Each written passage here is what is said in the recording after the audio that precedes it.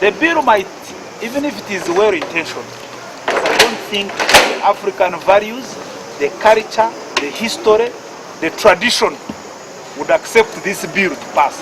As I've told you, how many women, because they have removed that of the Muslim, it is now.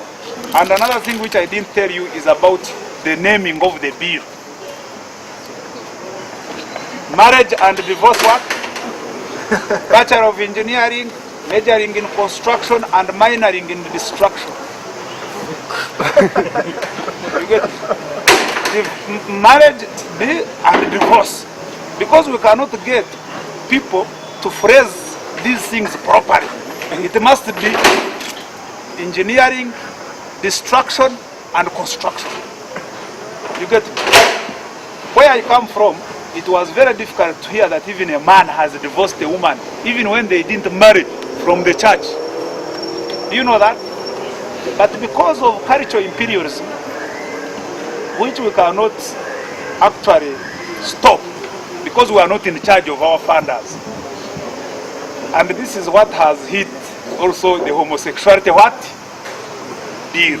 Because homosexuals in the whole world are very rich. You get me? They can even fund governments. Are you getting me? And this one you should know, who pays the piper? Calls the what? Now I'm telling you, I'm speaking to you in English, not in a difficult actually, not because I like it, but it's because we can't have a harmonized communication gadgets that we can use apart from this. The ones you call whites, they are not whites, the pink people. So, in a nutshell, Mr. Chairman, I'm saying the bill will hit a lot of difficulty. One, because there is a lot of suspicion in public, are you getting me, about the bill. Two, as I told you, a raper take selling meat, and probably the monkey picking fruits and blaming the baboon. Mr. Chairman, I want to rest my case and wish this bill a success.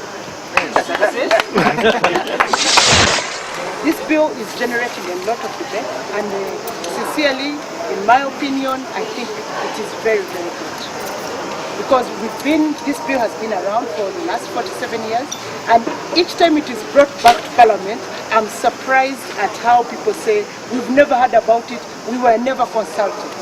A lot of consultations have been going on since the first William Kalemba report when he went around the country, and a report was compiled.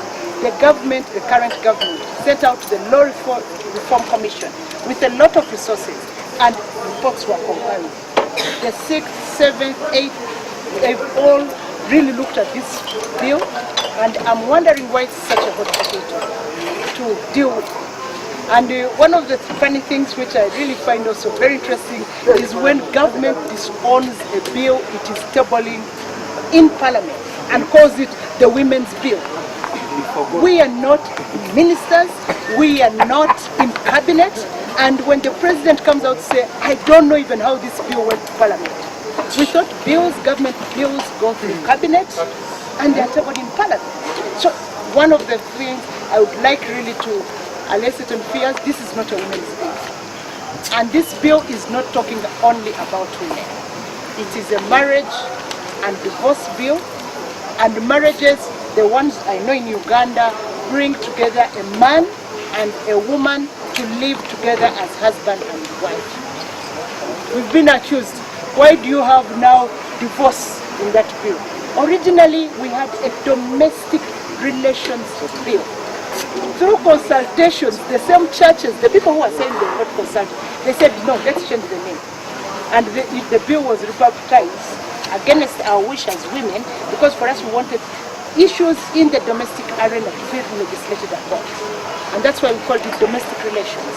The relations within the family, taking into account the children, the woman, the wife, and the husband.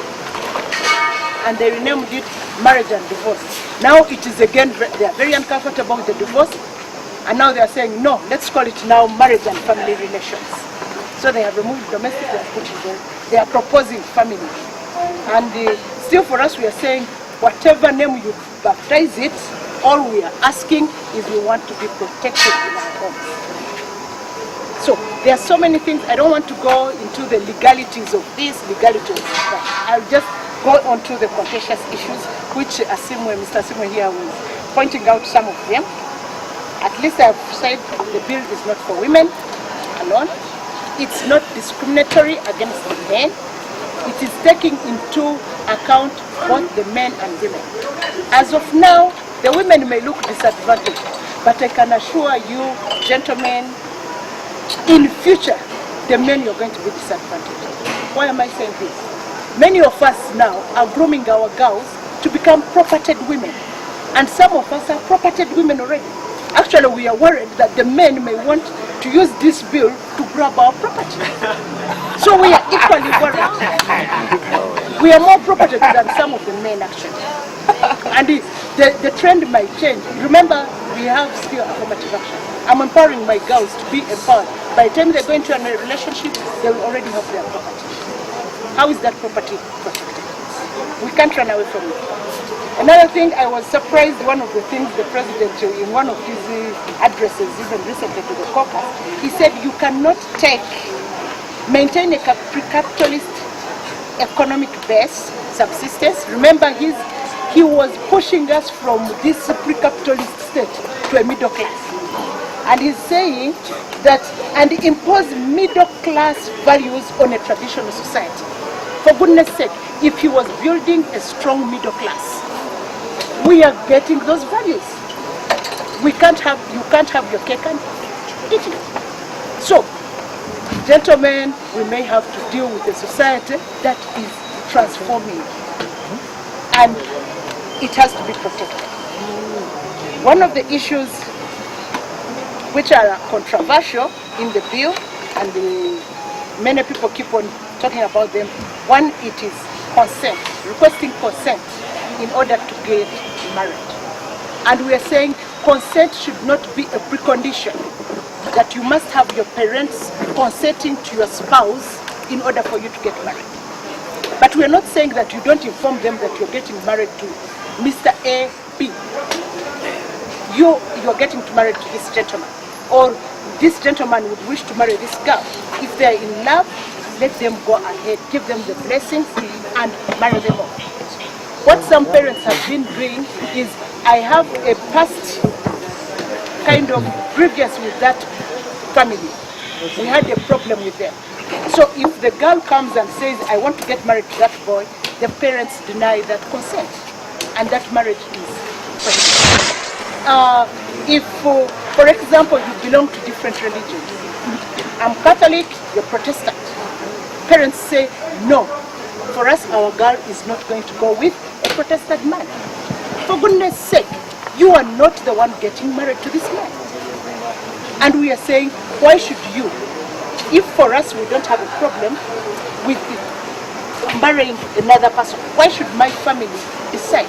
So if we are above the age of 18 years, or 20, or even 40 at my age, I should collect a consent from my parents to say now they allow that at 40 I should get married. Don't I know who I want to get married?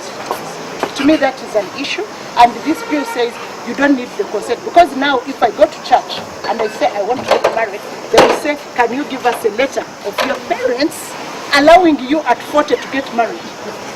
When they deny that letter, the church will not conduct the marriage ceremony, which is very unfair. And it is unfair to both men and women. The other thing, it is about, fortunately, the age of marriage now we have come to consensus. Because originally, the parliament, when we had the domestic relations bill, they were saying the age of marriage should be at 15 years. I have been a girl and at 15 years. And I thought I was really a girl. So I can imagine if I was married off at 15 and I have to go and give birth to another human being at 15.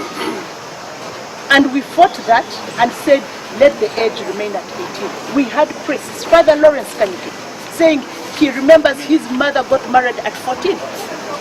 And she was able to give birth to all of them. This is the church. So we had issues with that.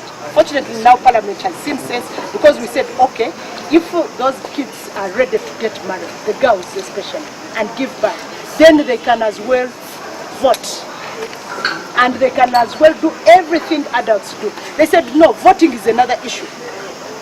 Voting, they become children, but going to bed with them, they are older now. And some of our honorable members in parliament were saying, you know, you look at these girls, some of them, they are really ready. And to me, that is scandalous. We all of those of us who have daughters at 15 and 14, we know that our babies are still babies, real. The other issue is cohabitation. Cohabitation, this is a reality we have to come to terms with. It is happening. Most of our young people are saying, how do I marry a girl I have not really stayed with to understand her? Even the girls, not only the boys. And sometimes they cohabit, and when we went around looking for information, most of the women who thought this is so and so's wife, even in the church they say, oh, you're muchala bondi, or your mommy, and you know you're muchala. But these people have never gotten married anywhere. In those villages, you know, so and so, they have never gone to a church, they have never gone for a customary marriage, they are there. And they have been working, they have children and grandchildren and great-grandchildren, but they've never been married. Now, the problem has been, once this woman passes on, or the husband passes on, they will just tell this woman, we don't know you. And she has no fallback position. And all we are saying, we are not saying take all the property. And we are not saying that today I come in your house, I leave there my petticoat. Another time I come with a dress, I leave it there. That means we have cohabited. People will have to, even it will be court to decide which property are you talking about, and not everything. So we need to be really to take emotions out of this and look at the bigger picture of what is happening in our society. So it is, people can own property separately. And some people have been saying, you see these women, now they are making marriage look like property. But any dignified human being, be it a man or a woman, you're sending these girls to school, they're going to school. The moment they get out, they want to own something they call their own. Buy a piece of land, buy a car, those are their things. They feel maybe if they bring it in, it can be used. But they can also own property in their own right. And this is provided for in the Constitution. You can either own property in your own right or in association with others. So the marriage and divorce bill is not at all differing from what is in the Constitution. Because this marriage and divorce, it is simply harmonizing the different laws from the different books of statute and putting it in one. But because Ugandans don't read, they do not know even what is in the Constitution. Some of them were saying, why are you now giving us a divorce law? They do not know that this country has a law on divorce, which is now being brought in a marriage, because this bill is bringing together the issues of marriage. So instead of having a separate divorce, they say, okay, we are ready, let's have a divorce law separately. But that law is already there. If you want to get out of a marriage, you have a right. Some people have argued, even in Makara, they were saying, but now you're reducing marriages to a contract. Who said marriage is not a contract? You go to church and you take a vow. What is mine is yours, and what is yours is mine. What does that mean? Including your body, you take a vow in church. Including all the property you have becomes yours. And here we are saying, okay, since people said, no, but I had this before we married, and they don't have pre-natural agreements or something like that. So what we are saying, okay, fine. Property before marriage, if you don't agree that it comes into the marriage, let it stay separate. Both spouses can have their property separately. But whatever they bring together, they work together in the family. Let them own it jointly. So that's what the bill is saying. And the distribution, it's not like we shall, when we are divorcing, I will say, no, for me I brought a pen, you brought this, let's do this. The court will come in to divide property. Even now they do it. You go declare everything, then the court decides for you if you have disagreed. Then there was the issue of marriage gifts. This one we had a big battle on bride price. People love their bride price. Most communities they do.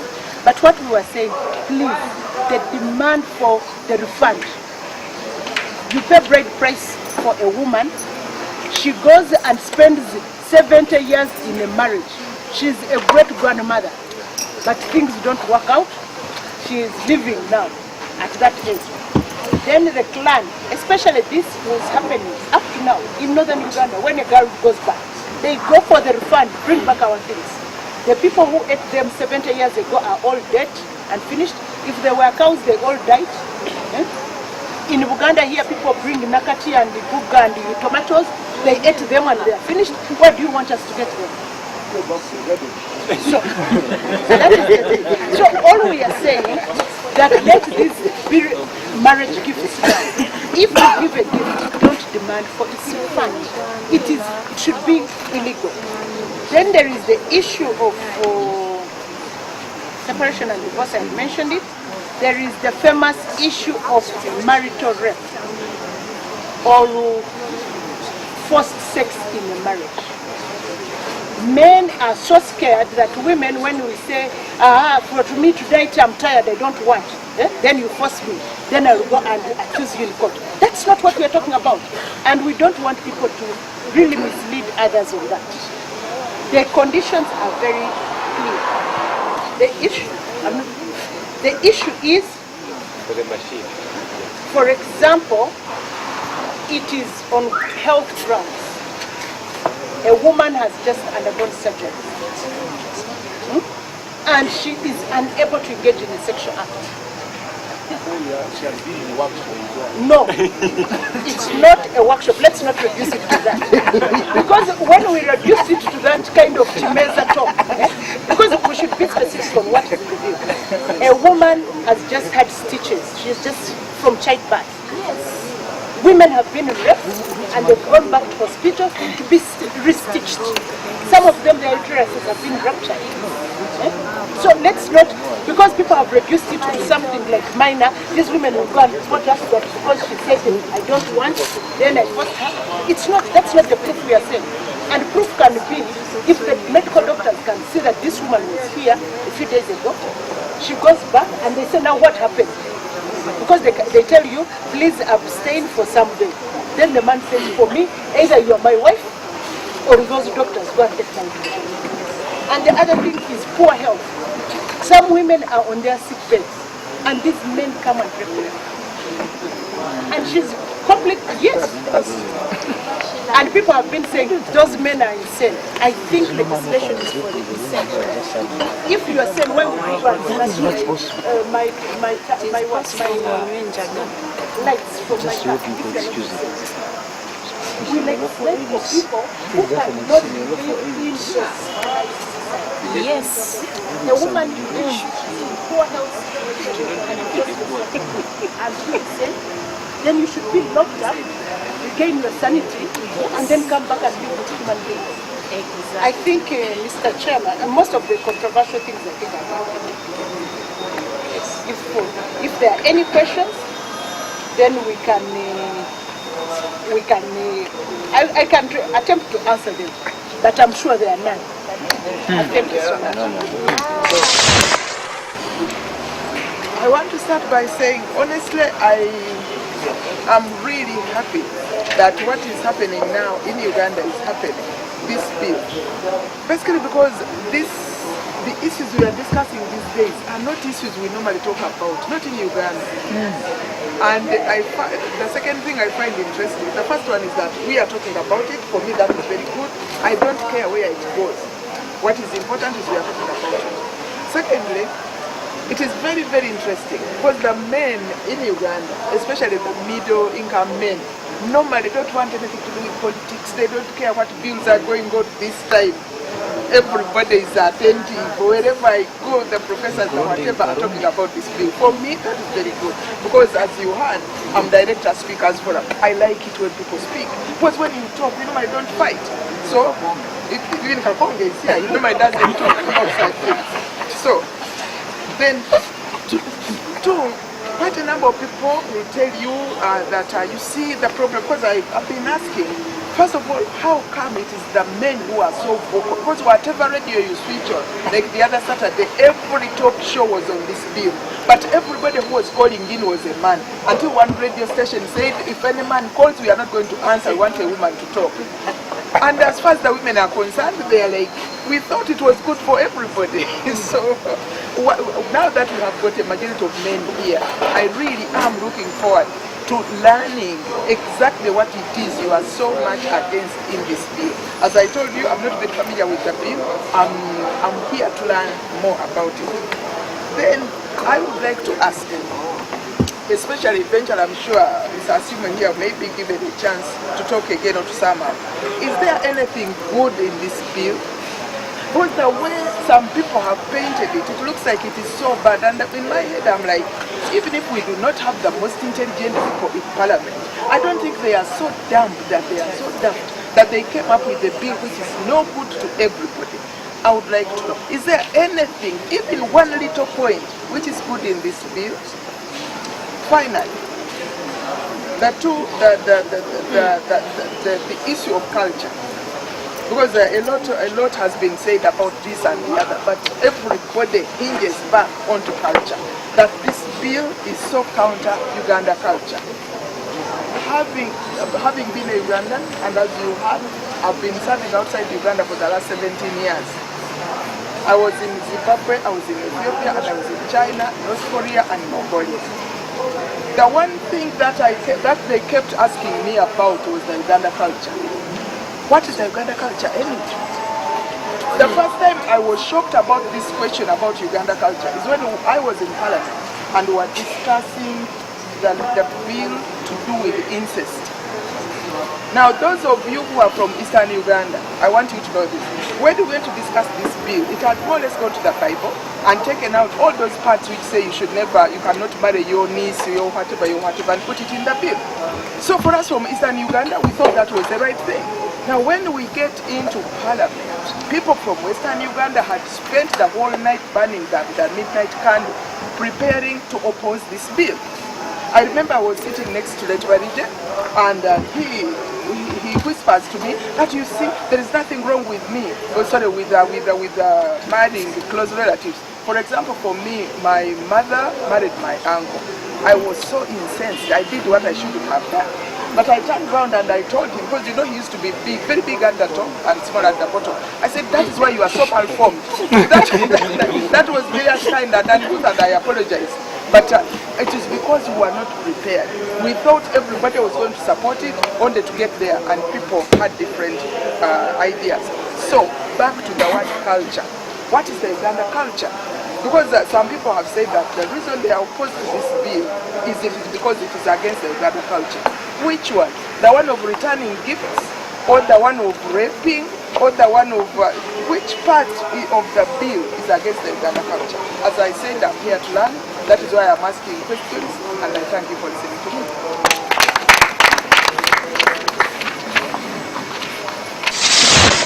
Well, Mr. Chairman, and ladies and gentlemen who are here, I wish to thank the contributors for that contribution.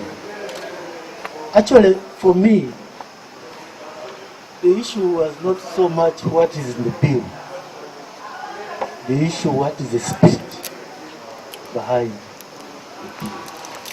And I think Asimwe raised it for me what I think are very important issues.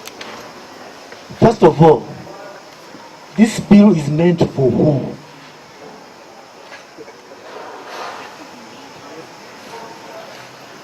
Is it meant for educated Ugandans?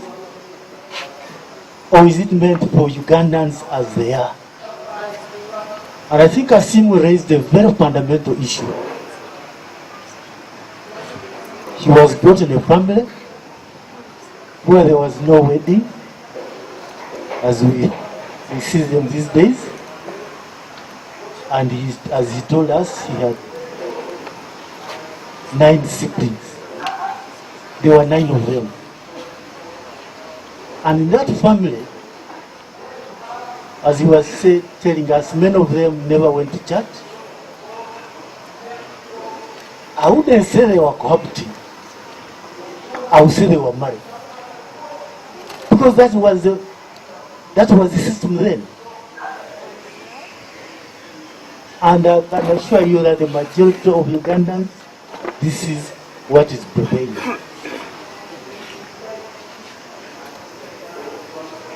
some of you know Ankole, Nyoro, and everything.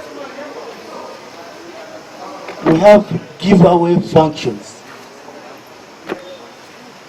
And actually giveaway functions are marriage functions. Are marriage functions as far as I'm concerned. Yes, kuingira. In Ankole, when Ankole Kingdom, once you have gone through a ceremony of kuingira, you become man and wife. Now, for many rural Banyankole and for many rural Ugandans, this is what is prevailing. So my question is, who are we legislating for?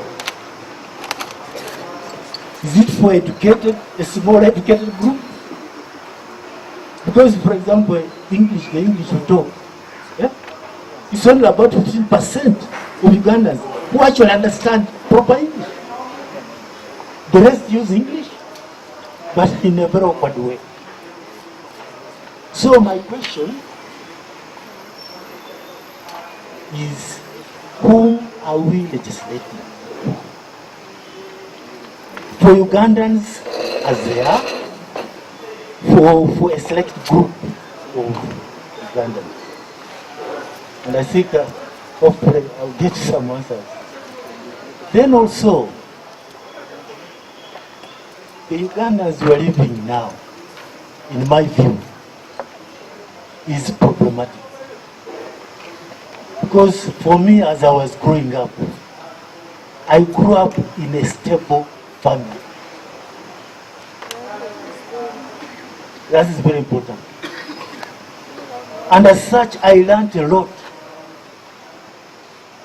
about marriage by seeing how my parents were behaving, how they were entertaining people, and how they are coaching, or rather teaching, we children how to behave in families. But I can assure you that the majority of young people today, they have not grown up in such stable families. And many of them, they have not even thought properly about what marriage means. So you have many girls who love the idea of getting married rather than the realities on the ground. There are many young men who actually don't think of marriage.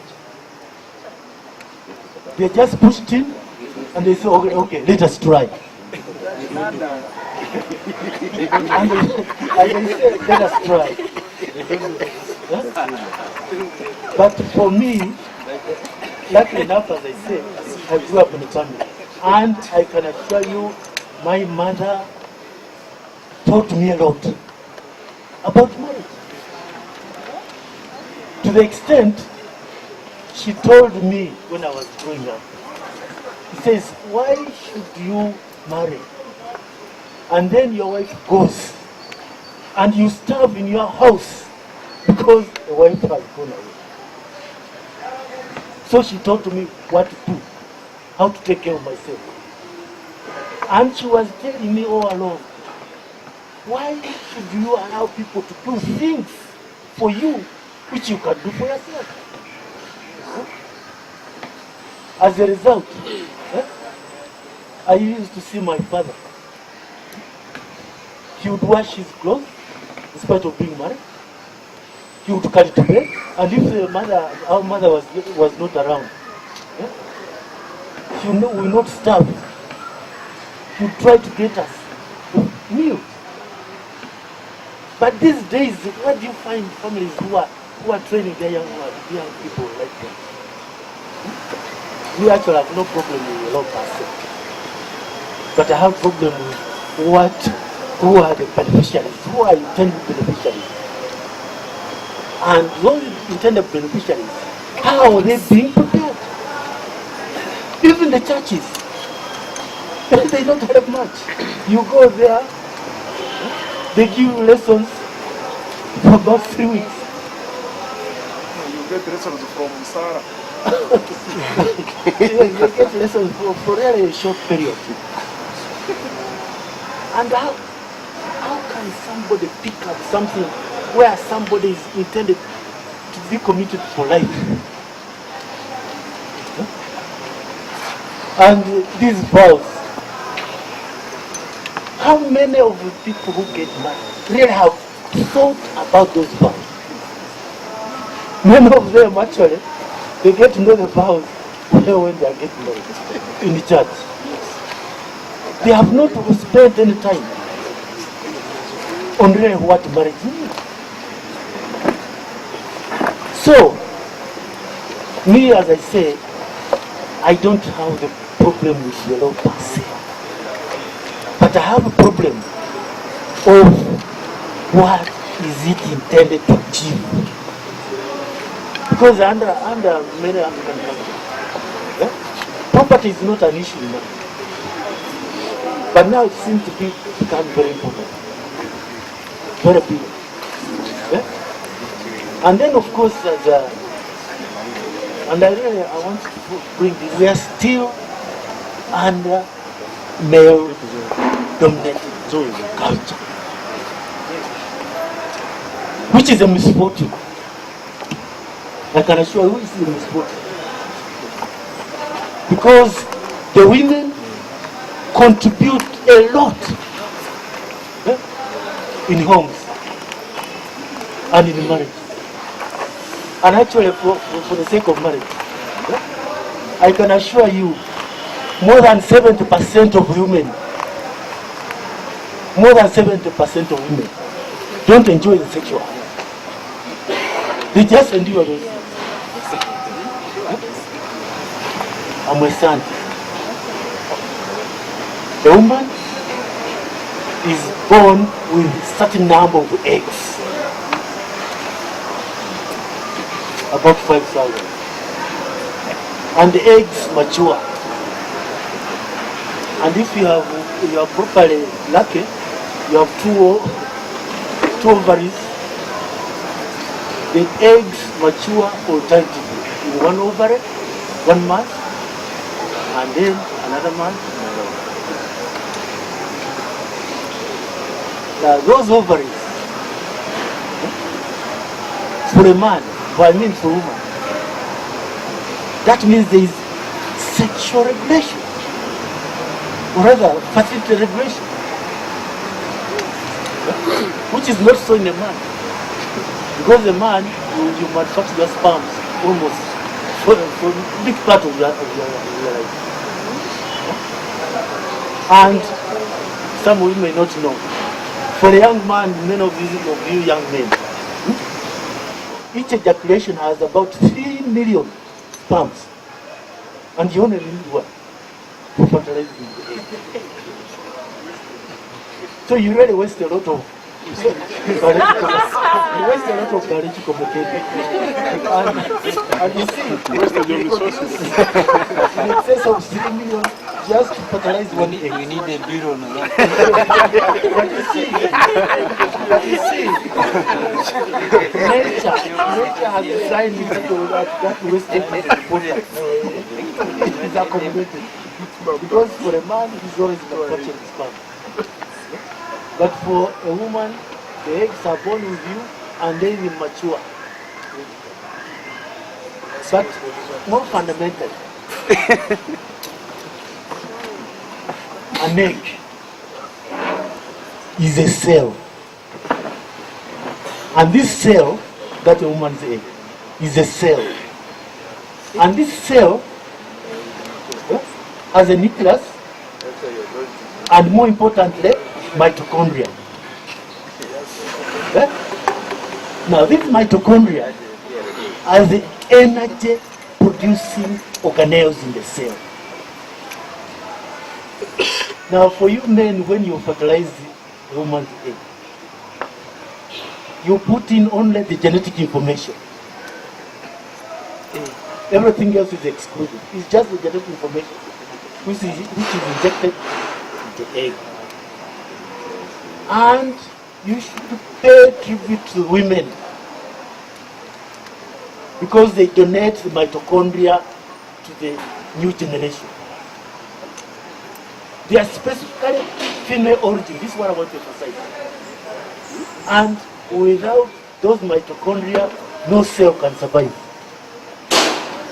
So you men, and other people, everybody is born. You survive because of your mothers. It's very important for you to know. You survive because of your mother. Without those mitochondria, which are energy producing organelles, you can't survive. The cell cannot survive.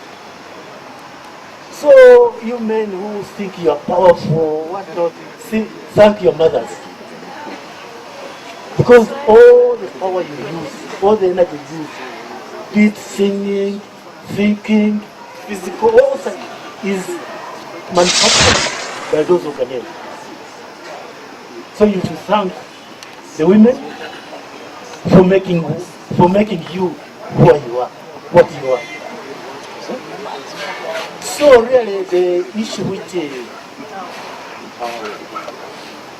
Madam here produced, Sheila, which Sheila actually contributes on life here.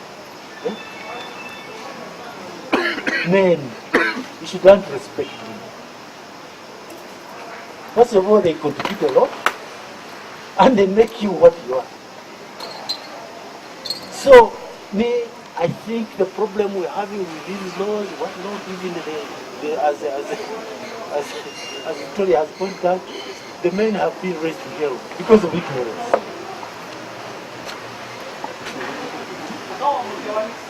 And we should change our society to realize that we are human beings, first and foremost,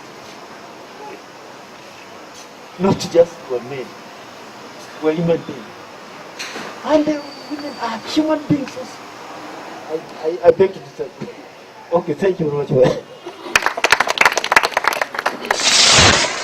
It's a very important topic. Today, I've learned with amazement that this bill has been in existence for over 40 years. Over 40 years. 40 years is a long period.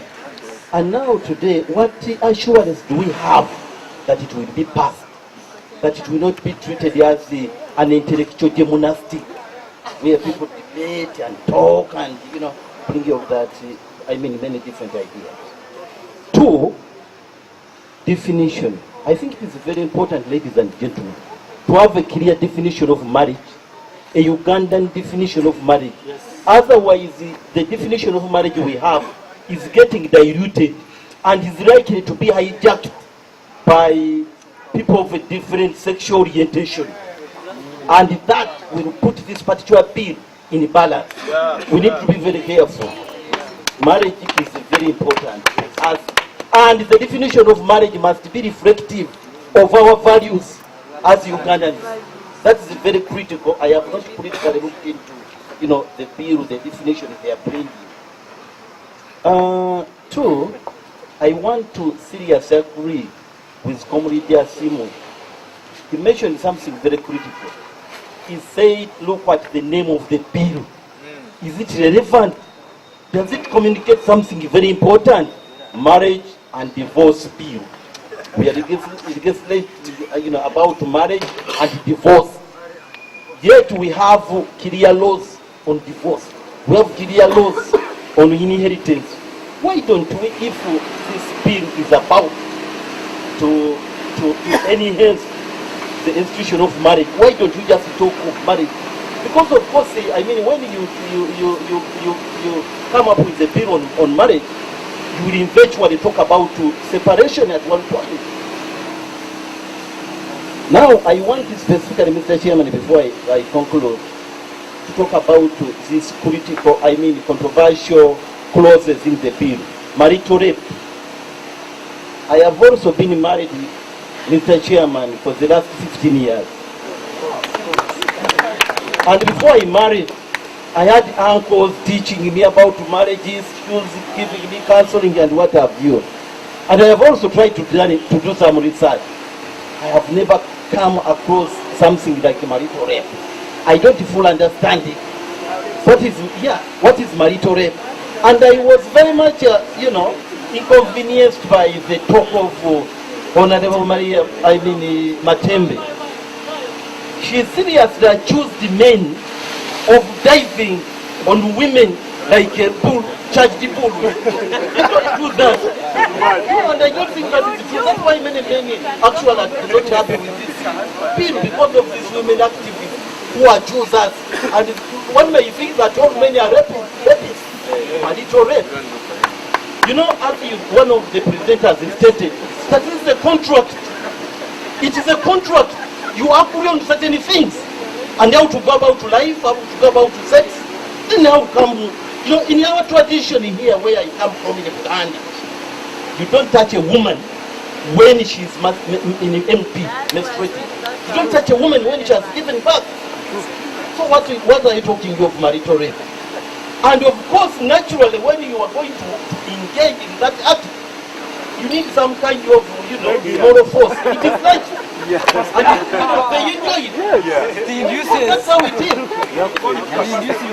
Now, finally, Mr. Chairman, cohabitation. Cohabitation, what is the bill is leaving out is awareness. Most of our people are not aware. We have different kinds of marriages in Uganda. We have civic marriage, we have, you call it custom marriage, we have this church mosque marriage. People should go and marry officially. Why do you just cohabit? Oh yeah. I mean, these people, our people need to be sensitized. And finally, Mr. Chairman, we have human rights. The problem in Uganda, we don't follow, or, we don't value human rights. If we have human rights and the government can sensitize and talk about human rights, we shouldn't be talking much about, this marriage bill. People don't respect their rights because, the Universal Declaration of Human Rights is very clear when it says this right. Women and men have the same rights. I rest my case. I want to find out who are the people behind this bill and who are funding this bill. My name is Kenneth, and we need to know what's the thing behind the thing. And I think the thing behind the thing is the thing. So basically, this bill attacks the very fundamentals of marriage and it clashes with biblical creed. People talk about clauses which are good and others which are bad, but I think this bill is like salt dropped in a glass of milk, a crystal salt. So it affects the milk. So it spoils the marriage. I also believe that the bill promotes murder and abuse of women. For instance, someone will, before the 2 years elapse, someone could murder the woman. It promotes materialism. It's an attack from the devil against the family and the nation. And as a born again, another born again, we are firing our spiritual bullets against this bill. Because God hates divorce and it's punishment. Thank you. Thank you, Chairman. My name is Gosha Sabigaba. I'm back. I'm a statistician by training, so I believe in figures. Madam Sheila, I stand to challenge you to go and conduct research right from the LC1s, deep down from Kaviramaido to Kanumbu to Potpoto, and go on ground, then come report to us with figures and tell us, look, this is the position of Ugandans. What you are agitating for now is a position of the few elites who are in town here in Kampala lobbying for this bill in the media, which very media does not even reach the people. You are saying you want to benefit. So I challenge you to speak with figures. We should recognize the role of a woman in a society. Secondly, we should also uphold the values of the family. Another thing, the cultural values. this bill, does this bill have any positive impact on those highlighted issues? That is the question. I have something I'm running called In Her Shoes. The activist, you are on the forefront. Put yourself in a man's shoes and take the feeling of that bill. Another question I'm having, last night I was watching Honorable Sheila on NTV and asked myself, why is only Honorable Sheila promoting this? Where are the young girls who are young married? Highlight those issues. Because the question will come, as long as the bill is good, but who are those people carrying the bill? Matembe. Yeah? I think she's somehow, maybe I may say my grandmother, but she doesn't know the challenges we are facing these days. This is a .com world. I can get a girlfriend on Facebook. Do you know that? And before I divorce on Facebook. Do you know that? So, but are we promoting marriage really? I'm really surprised. Because if I can go out, that bill goes ahead, I may even fear to marry. My name is Andrew Rumba. I am a renowned Pan-Africanist. And I work with the Red Paper, I'm a journalist. So I can talk with at least some information. I only have 2 questions for Madam Sheila. I heard you the other day on KFM, and for me it was perturbed. I was perturbed, and I'm disturbed up to now. One, do you think, actually the very, very vivid example we can take right now, let me use the Honorable Victoria and her husband. Do you think these people have been married for all these years because of the law? No. Is it because of the law? No. Ladies and gentlemen, let us take this very, very vivid example. Do you think these people have been happily married? Or have they even come here together because the law allows them to come together? No. 2. That goes to Sheila. 2, Sheila, do you think, Madam Sheila, do you think you have come, or we have come here putting on clothes because of the law? Are we dressed because of the law? No. Is it? Is it true? Because there is a law.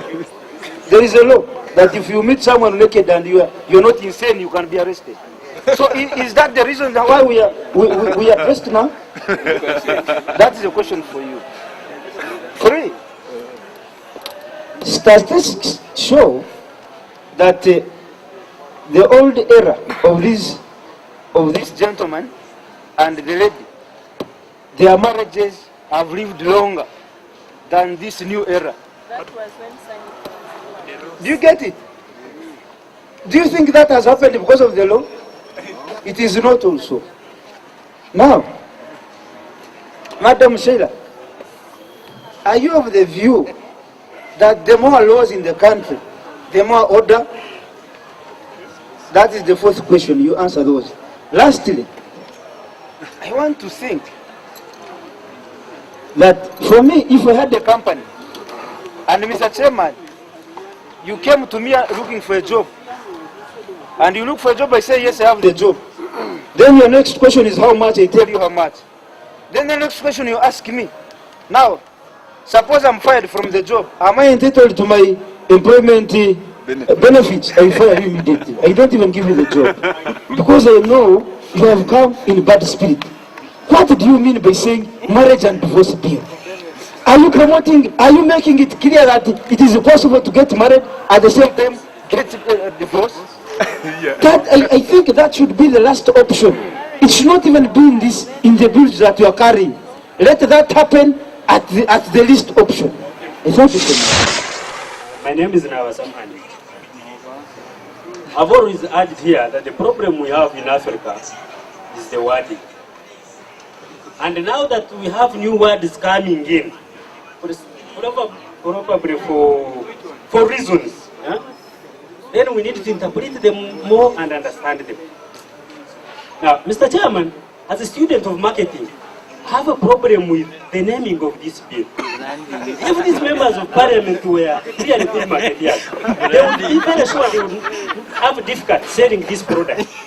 Because the moment you come to an African and you say marriage and divorce, before you open the booklet, in the head you have, what you have is that you're going to marry, but there's an option of divorce. So you're preparing for divorce, which is not easy. So I would request, if really the right honorable speaker has sent members of parliament to discuss with their constituents about the bill, I would suggest that they change the name of the bill so that it would be easier for them to sell the product. Mr. Chairman, I think any law should be there to organize and harmonize. But if we read this bill, is it there really, is it the main intention of the bill? Is it for harmonization of our society? Or it's there to just disorganize and disintegrate?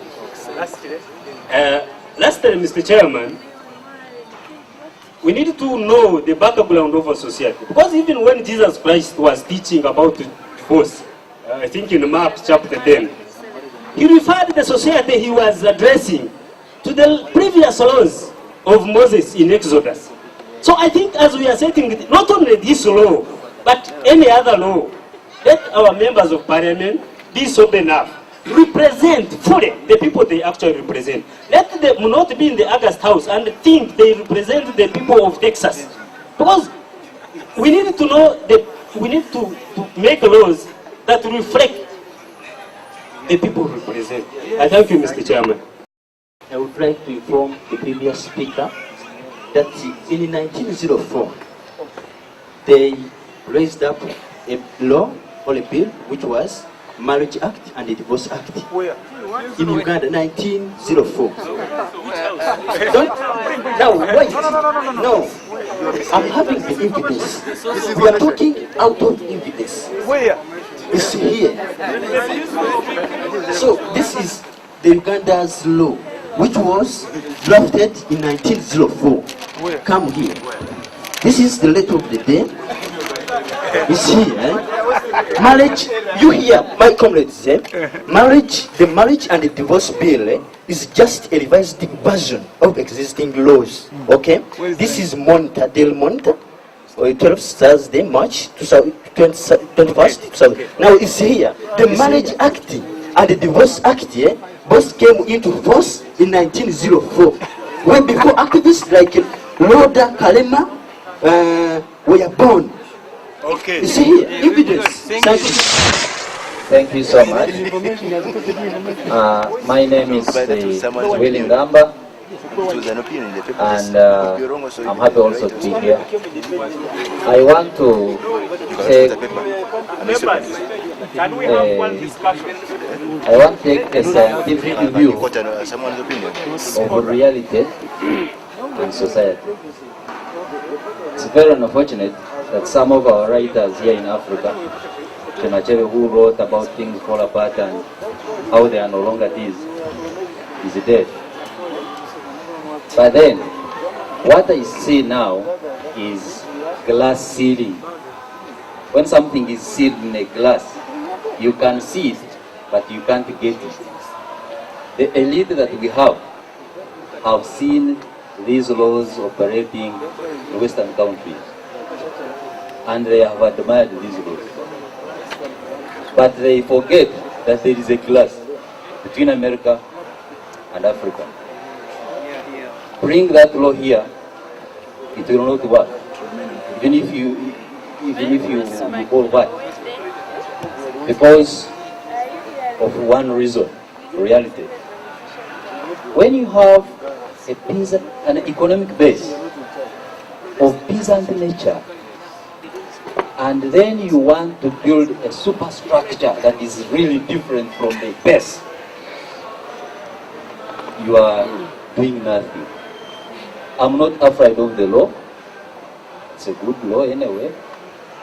But according to the society that we have, the peasants that we have, this law will not apply. Those of you who are afraid of the law, don't get afraid.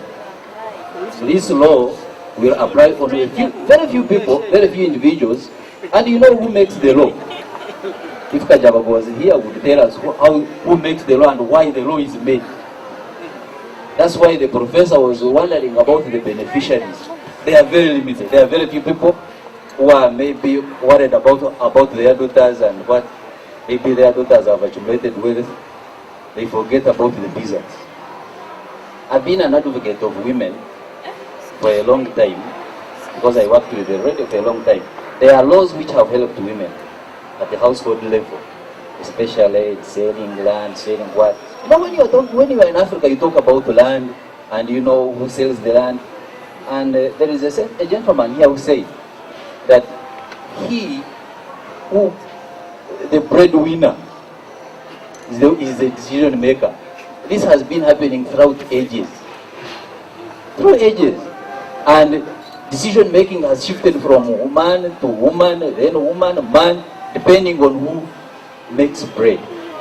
So it is after we have empowered our women economically, it is then and only then that the law can work.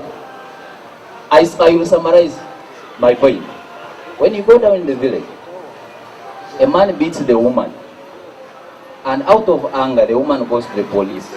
The man is arrested.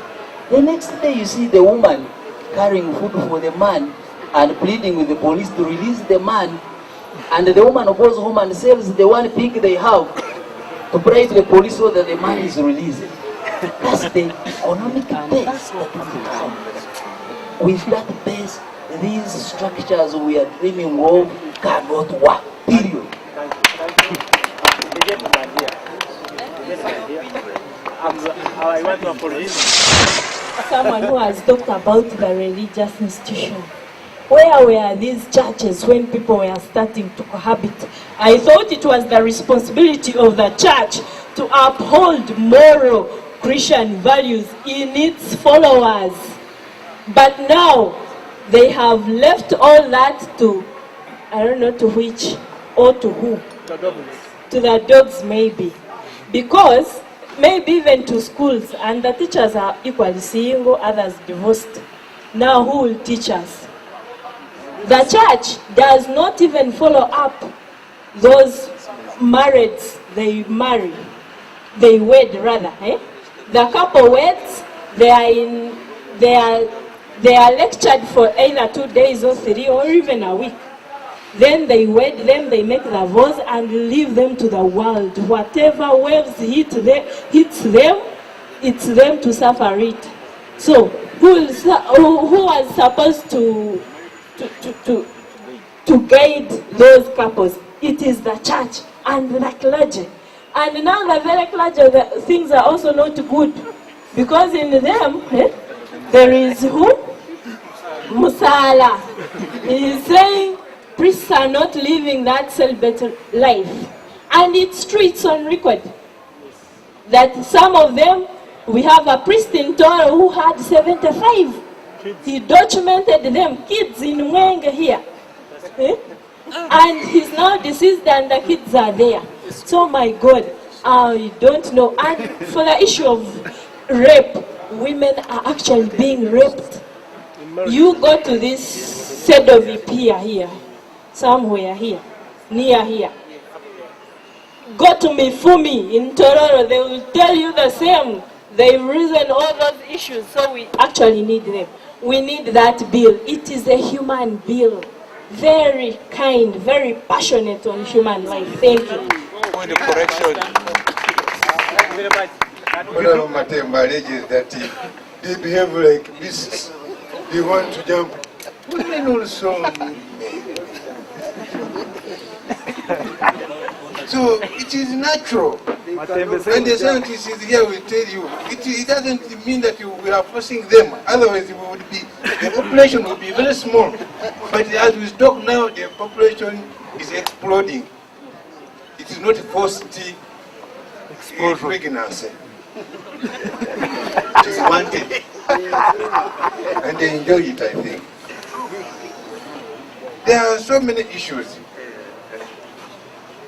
They say in our local language that never tell your father when your mother is still alive. I want to begin by appreciating Honorable Sheila and Honorable Secretary and all those who have talked about this bill with all the sobriety it needs. Now, I beg to differ from most of you and begin by saying that one, I think our problem in Africa and our problem as Ugandan men is the male chauvinism. We are both, that the way you promote that men are supposed to be better than women, that men must talk and women must keep quiet, and then we don't want people to listen to anything.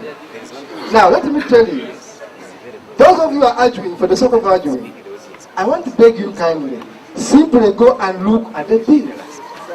What does it talk about? One, issues. Number one, briefly, it's talking about marital rape. The doctor and Honorable here explained it properly. I've been married for the last 8 years. But if it is in order, think about it. I have daughters, and you may have daughters tomorrow. Those of you who have not. Just daughters, because it's for women and all that. Now, if your daughter is raped in her periods, if she has produced, just delivered a week ago, and then someone comes, as Miriam and said, dies onto her, as a father, how are you going to feel? You just need to have a human face. 20 years, we must deliver back the property. That woman was in your house cooking for you. But all of you are saying, bring back the property. That's what the bill is talking about. Number three, talk about women inheritance, which it is disallowing. As the students have read that properly. The bill, you know the bill properly. Look at women inheritance. Who among you in this modern era would like to inherit a woman because her brother died? Now, look at the factual part of the bill first, before you condemn it wholesomely. Two, before you even say senior, look at your constitution, which I have here, chapter 4, Bill of Rights. Look at what is talking about rights of women. If you enter a contract called marriage, all of us. Only has one article, article 33. Now, you are confused. Simply look at chapter 4, and look at article 32. Just read 33. Because you may be confused. Just read. Just read. Because, yeah, we're talking about the constitution, because we're saying it's a new thing. Even your constitution is not guaranteeing rights of women. Now, briefly speaking, there were lacunas, gaps, which the law came to address. If I've been with my wife, let me tell you I'm not married, as you want it to be, because I think there's a problem with the church. Now, if I have worked with this woman for 20 years or 10 years, and then she goes empty-handed because I'm a man. No, we must be fair sometimes. Now, we need to look at these things. There are big weaknesses in the bill, which I wanted to point out, but not to say rubbish. We are a male society. We look at reality as men and say, what future do we want for our daughters in 10 years to come? You are saying it's foreign, yes, but which culture humanly wants a woman to be like a property? Because you say women are property, we are men. Which culture would like to tolerate that kind of injustice forever? So we are simply saying, look at what is good in the bill. Discuss it. If there are weaknesses, suggest. How can we improve this? Because honestly, why should a woman leave your home empty-handed because you're a man? Why don't you value her labor for all those years we have been together, sleeping with her, cooking for you, clothing, washing for you, and everything? So we must say the bill is not entirely bad. If there's something wrong with it, please correct it. My name is Pato Mukasa.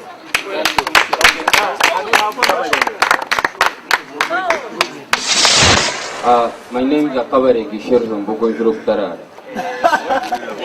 And I would love to start with the question Honorable Victoria Federico asked. Oh, what they asked you when you are roving the world. What is the Ugandan culture? There is no Ugandan culture. Ugandans are genetically modified Africans, so they are corrupt Africans. So there is nothing called Uganda. So anything done in the spirit of Uganda is inherently wayward. 2. My problem here is about that marital rape. You talked about, the other time it was called domestic relations bill. And I think that was the best way of discussing it under that, under the nomenclature, domestic relations bill. But right now, things have gone wrong. In my language, they say, ihano terahanurwa mkuru, kurikarhanurora reveli. You don't talk about the sweetness of the broth. You talk about it by tasting it.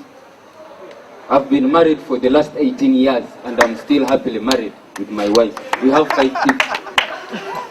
That's why I was asking, before anybody labors to say anything, can you tell us your marital status? And then we shall know what is your interest in the bill. Apparently, this bill is not saying anything about the kids, about the children. It's about the man and the woman. What about the children? I've been married for 18 years and it will be an insult to say I am cohabiting. Who gives you the right to say I am cohabiting? When people who have gone to church, you do it to the DCs, you do it to whichever marriages they are doing, men are busy beating their wives, wives are busy beating their men. I've never beaten my wife. I'm talking out of experience. Neither have I ever pushed her or abused her, because I've never seen my father do the same to my stepmother. No, she has never beaten me. Seriously. So, what we are talking about here is an attack, a direct frontal attack on the African family values. Because the African society starts with the African family. And once the African family is shredded, so is the African going down the road. So, this bill is talking about a house. It is not talking about a home. You don't need to live in a bungalow to be at home. Lastly, I'm glad Madam Seth Toreko you are here. And you are a food specialist. Women, when they say women belong to the kitchen, it was not a derogatory statement, madam. It was actually a compliment. Why? What is the kitchen? The kitchen, when you look at a car is basically 3 components. The engine for production of power, the gearbox for transfer of power and transmission, and the differential to put that power into motion. The kitchen is like, not the engine, the kitchen is the gearbox, because it coordinates the engine and the differential. It is through the kitchen that you know that the land is not well. It is in the kitchen that our first pharmacies were. That's where you treat your kids. That's where life continues only through the kitchen. But whom have we entrusted our kitchens with? They are no longer mothers in those kitchens, they are women. There is a big difference between a mother and a woman. The African family is under attack, and our African values are under attack. Madam Seth Toreko, I'm from the West, I'm a Munyankore 311. So what? We don't marry close relatives back at our place. That is wrong. So we have pockets of people who do that. So when you say people from the West, I think that was a blanket So that is why I asked what is the accusation. Uganda culture. In my language they say, if you say a bad thing about women, you start with your mother. I can never say a bad thing about my mother. So how can I say bad thing about women? Finally. Yeah, there can it be. Marriage is only consent between 2 people. But in Africa, we only get married to have sex. We only have sex to have children. The purpose of polygamy in marriage was because women were in charge.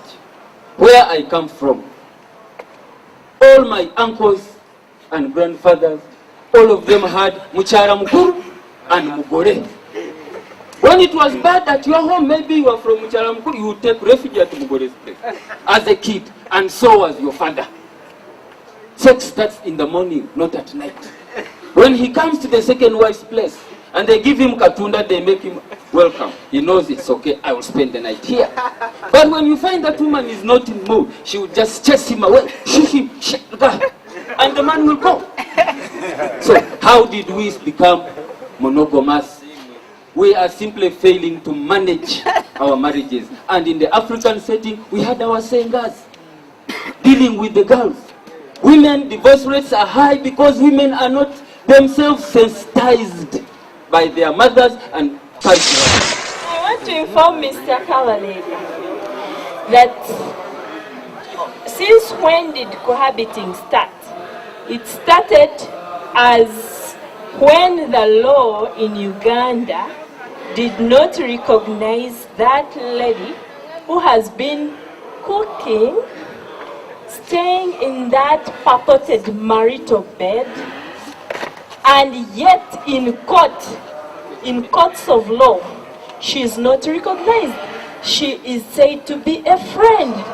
You know, you are living with a friend, and you'll have no, for 18 years you're living with a friend. So I think that's when cohabiting, that's why we need to recognize the over 70% of those ladies who are cohabiting. Really, should their efforts go to the dogs? Thank you. I'm Ivan Shabire. I have a woman, but I lack a wife.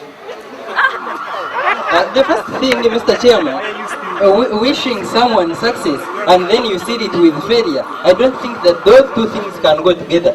It's like saying God should organize peace talks with Satan. So naming divorce, marriage and divorce bill, to me, is something irritating.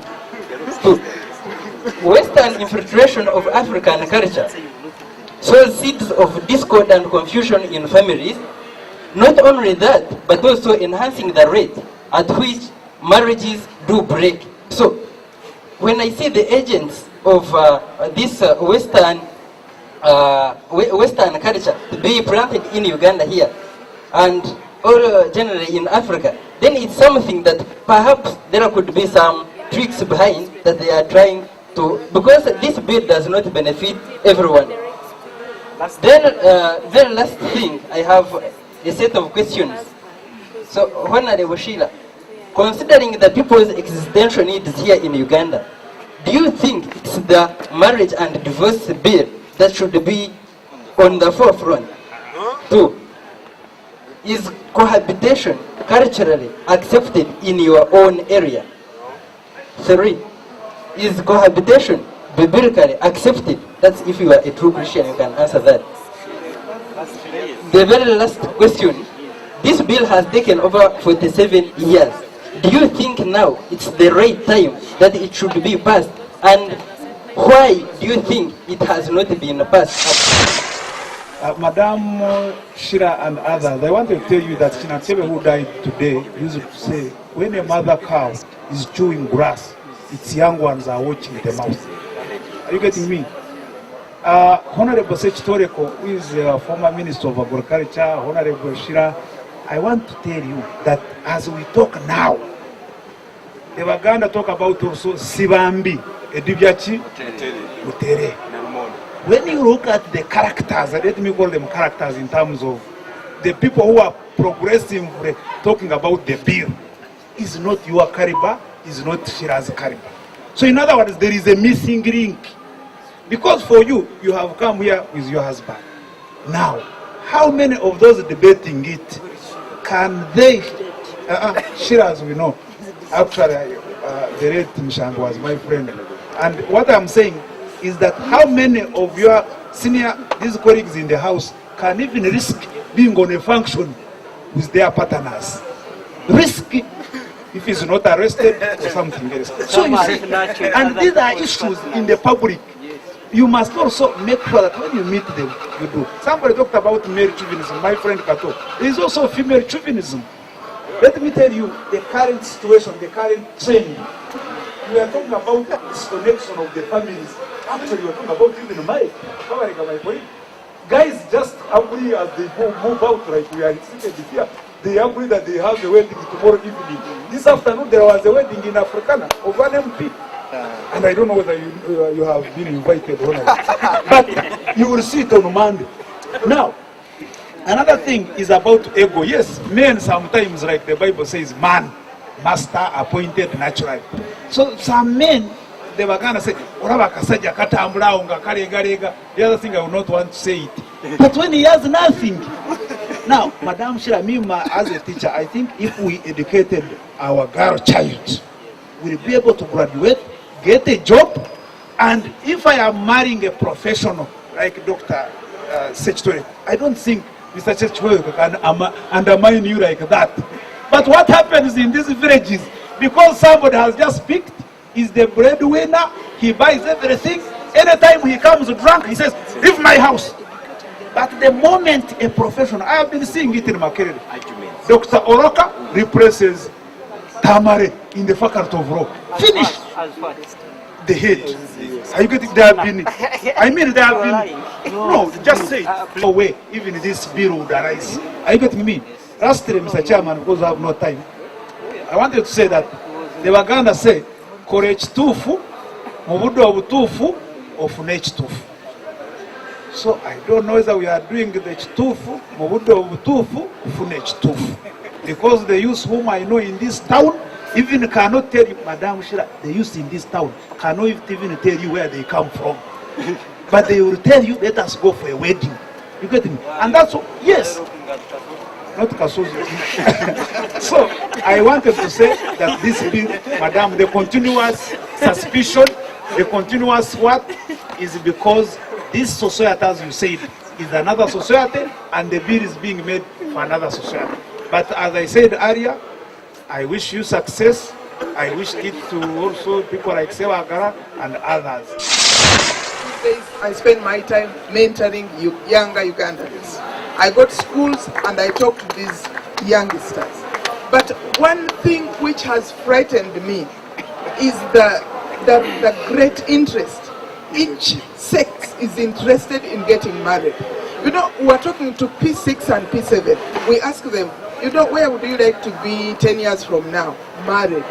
When they say you are in P6, and that is the first answer. Then we go to the higher you go, the more interest they have. All the boys, all the girls, whatever you are talking about has to rotate around either sex or marriage, if you want to be listened to. If you go there to talk to them about their professions and whatever, it's like, I think I want to be a nurse because that way I can work at night and be with my children. And so, since the youngsters are so interested in marriage and sex, I think we need a way to guide them. We are blaming the women that they are no more singers. Maybe even the uncles who used to do their work are not doing their work, but that is for another day. Secondly, as I said, I came here to listen. I really want to thank everybody who contributed. Then finally, I would like to suggest that from listening to most of you, you have not even seen the bill. That is why I asked, is there anything good? So I was very happy when somebody stood up and pointed out some good points. I would like to urge you to please read the bill, find out if there is something good, and like somebody said, if there is something you want changed, please say so. So, ladies and gentlemen, I hope you understood my contribution. Me, actually, I was concerned more about the ordinary Ugandans in the rural areas. And as far as I can see, this bill is not meant for them. It's meant for the people who are educated. And I'm sorry to say that many of our youth are not very well educated because they can even hardly express themselves in English properly. Although in Uganda they are fluent in local language, are fluent, but we have a distorted society which emphasizes foreign things. And as I close, why should my wife be called Mrs. Kakuma? It's not Africa. it was imposed. And it's high time we go back to our culture, where a lady had a name, and she used her name in her marriage, and when there was a problem, she went back to her home with that name, not a man's name. So really the emphasis of what were our values which can help us to go through this modern world. You are being misled by thinking that the West is civilized. The West is getting more and more uncivilized. Yesterday, I was watching a program from BBC, and they were showing many disabled people in UK. Many disabled people who are being harassed for being disabled. Is that civilization? Is that civilization? So please, we should look back into our culture and see the good things and really entrench those things in our culture. Rather than just scheming and these people come and shout to you, they bribe you, and then you adopt.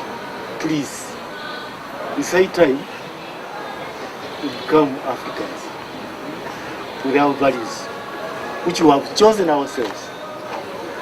And I realize the concern people have raised, the issue of linking marriage and divorce. It is a concern, and really this title should be redrafted, because many of us do not get married hoping to get divorced. But the bill seems to say, right from the beginning, you make that an option. And I urge you, those people who want to get married, don't make divorce an option. Make yourself an asset so that you can coexist with another asset. So as a close, we should emphasize proper qualification for ladies, young girls, so that they can make quality choices of the kind of people they want to stay with. Thanks very much. I want to agree with Comrade Besige, who said that marriage is not there by law, but by love. And I want to add love, consent, and understanding. To Mr. Chairman, I want to ask you, Madam Michelle, I have read the law, but not between lines. How will this bill seriously protect women who are married to one man? Say 5 women are married to one man, and then they decide all of them to divorce. What happens? I think that's very important. And thirdly, I want to agree with my editor here, who said, why should women take our names? For example, if I'm married, as I'm married, my wife is called Mrs. Sechuanuka. Yes. Now what happens when she divorces and marries another man? Sechuanuka too. Now, divorce section, I read divorce section 115. The bill defines the property to be shared as dissolution of marriage. What this is called gold diggers. People may just want to go into marriage because they want to steal somebody's property. Okay? What are the measures to curb that? And finally, I want also to agree with one of the comrades who talked about research. How much research have you done to prepare you for a serious, sustainable bill? I'm extremely glad that you've had this very energetic. There was a lot of energy in the bill. I wish all bills could be debated like with such passion, because we would get a better legislation. The other thing is, I'm however disappointed that at one time I would just do like this and say, oh my God, because I was hearing what was being replicated on the parliament. Some hypocrisy about evil, Satanism, God hates divorce, God hates what. We all know who have been in a relationship. You chuck the girls, you get her, love her, then you say, I think she's not my type. And you chuck her. Is that loved by God? No. So there is a lot of hypocrisy. There is another thing about people advancing the bill. You know, these are the bad women. I can testify. I was very, very happily married. 9 years now widowed. And I have a problem saying, can I really get a man that I can sincerely love like my previous husband? That is my only problem. And I grew up in a family where my parents were happily married until last year when my father, passed on. And so I'm used to a family setting where there is a father and a mother, and I advocate for family values. Another thing, I'm a Christian and a very committed Catholic, for that matter, despite whatever Father Msala says. But back to the issue of Sheila, go back and do research. This bill, when I was beginning this debate, my presentation, I said it's a government bill. The government of Uganda, since 1964, before I was born, has been carrying out research. They have heaps and heaps. Actually, when you read it, it's very interesting. But the bad thing, Ugandans, we don't read. We would read the history. Where did polygamy come from? How did monogamy come in within our society? Were our societies originally monogamous or polygamous? Is monogamous a creation of the Europeans, or it was here originally? There are very interesting facts in those researches. So there is a lot. The Uganda Law Reform Commission, it is a government body, for your information. So when somebody said, the problem with Uganda is poverty, disease, ignorance, here, we are suffering from the same problem. I asked him, have they read the bill actually? Because we cannot talk about something we do not know. And I would like to request that we go and read the bill. So Abigaba, please, as for the research, that one I throw it back to you. The government of Uganda has done research and a lot of money have been sent in. The naming of the bill, I would be one of the happiest people if it went back to the domestic relations bill or a family relations bill. I would be very happy.